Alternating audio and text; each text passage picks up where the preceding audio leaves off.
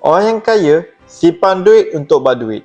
Orang biasa simpan duit untuk beli data.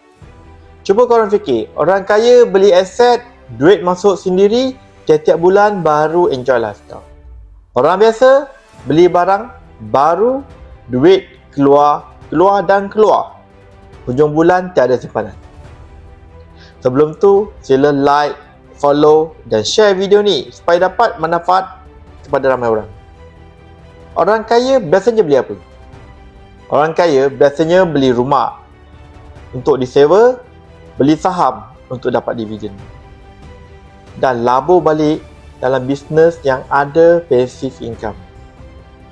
Tapi bagi orang-orang biasa, baru dapat bonus, terus upgrade handphone, beli kereta besar dan juga shopping barang-barang branded. Tapi saving kosong. Nak ikut orang kaya bukannya tunggu banyak duit, tapi kena ikut flow yang betul. Pertama, simpan duit.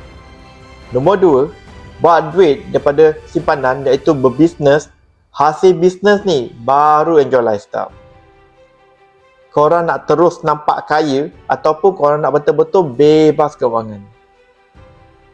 Kalau nak peluang bebas kewangan, cepat komen nak kat ruang komen atau pergi profile Dennis. Cari link like get offer, masukkan maklumat anda.